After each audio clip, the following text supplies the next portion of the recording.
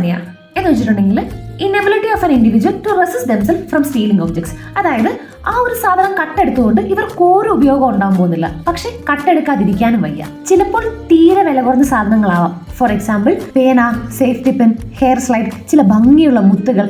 അങ്ങനെ ഇവർക്ക് അത് പൈസ കൊടുത്ത് മേടിക്കാനുള്ള കഴിവുണ്ടാവാം. എങ്കിലും ഇത്തരം സാധനങ്ങൾ ആരും കാണാണ്ട് കട്ടെടുത്ത് സ്വന്തമാക്കുന്നതിലാണ് ഇവരുടെ ആനന്ദം. ജസ്റ്റ് ഇമാജിൻ ചെയ്യുക, നമ്മൾ റോഡിലൂടെ നടന്നു പോകുന്നു. നമുക്ക് ഒട്ടും ഇഷ്ടമില്ലാത്ത ഒരാൾ നമ്മുടെ ഓപ്പോസിറ്റ് വരുന്നു.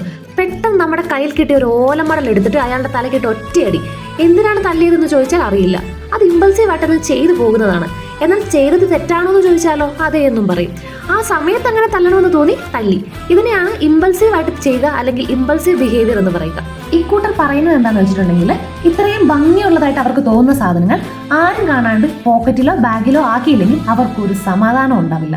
അങ്ങനെ ഒരു സാധനം അവിടെ ഇരിക്കുന്നത് കണ്ടാൽ വല്ലാത്തൊരു ടെൻഷൻ വരും. ആ ടെൻഷൻ മാറണമെങ്കിലോ ആ സാധനം അവരുടെ പോക്കറ്റിലോ ബാഗിലോ എത്തിയിട്ടുണ്ടാവണം.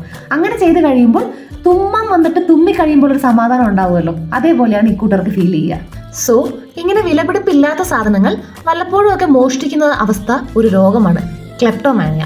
ടീനേജിലുള്ള കുട്ടികൾക്കാണ് സാധാരണ ഇത് കണ്ടുവരാറ്. പ്രോപ്പർ ട്രീറ്റ്മെന്റ് എടുത്തില്ല എന്നാണെങ്കിൽ ഇത് ലേറ്റ് അഡോളസൻസിലേക്കും അങ്ങനെ അത് അഡൽഹുഡിലേക്കും ക്യാരി ഓൺ ചെയ്യാറുണ്ട്.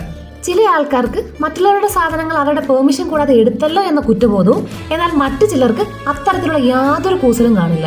മോഷണം അല്ലെങ്കിൽ മോഷ്ടിക്കുക എന്നത് എല്ലാവർക്കും തല്ല് കിട്ടുന്ന പരിപാടി തന്നെയാണ്. പക്ഷെ ചില അവസ്ഥകളുണ്ട്. മോഷ്ടിക്കുന്നത് കൊണ്ട് നമുക്കവരെ വഴക്ക് പറയാനോ തല്ലാനോ പറ്റാത്ത അവസ്ഥ. കാരണം മോഷ്ടിച്ചത് കൊണ്ട് അവർക്ക് ആവശ്യമുണ്ടായിട്ടോ അല്ലെങ്കിൽ മോഷ്ടിക്കണമെന്ന് വിചാരിച്ച് ചെയ്യുന്നതല്ല, അതങ്ങ് ചെയ്തു പോകുന്നതാണ്.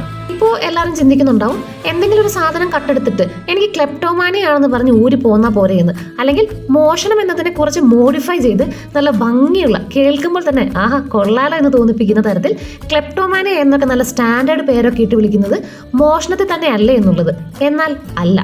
മോഷണം എന്നത് എന്തെങ്കിലുമൊക്കെ മോണിറ്ററി ബെനിഫിറ്റ്സ് ഉള്ളതാണ്. അതായത് ഞാനൊരാളുടെ ഫോൺ, വാച്ചൊക്കെ കട്ടെടുത്തു.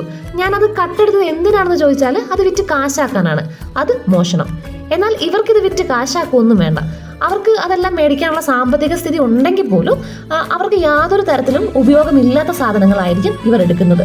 കുറച്ച് നാൾ ഇവർ ഇത് സൂക്ഷിച്ചു വെച്ചിട്ട് പിന്നീട് അതെല്ലാം ചിലപ്പോൾ എടുത്ത് കളയും. Kleptomania is a very rare condition. Total പോപ്പുലേഷനിൽ 0.3 to 0.6% ആൾക്കാർക്കാണ് ഇത് റിപ്പോർട്ട് ചെയ്തിട്ടുള്ളത്. ട്രീറ്റ്മെന്റ്സ് എല്ലാ വീഡിയോസിലും പറയുന്നത് പോലെ തന്നെ പ്രോപ്പറായിട്ടൊരു സൈക്കോളജിക്കൽ ട്രീറ്റ്മെന്റ് എടുക്കുക എന്നത് തന്നെയാണ്. CBT, സൈക്കോതെറാപ്പി, മെഡിറ്റേഷൻ എന്നിങ്ങനെയുള്ള ടെക്നിക്കുകൾ വഴി ഈ ഒരു സൈക്കോളജിക്കൽ ഡിസോർഡർ ഇല്ലാതാക്കാനും പറ്റും. So consult A psychologist, we will help you.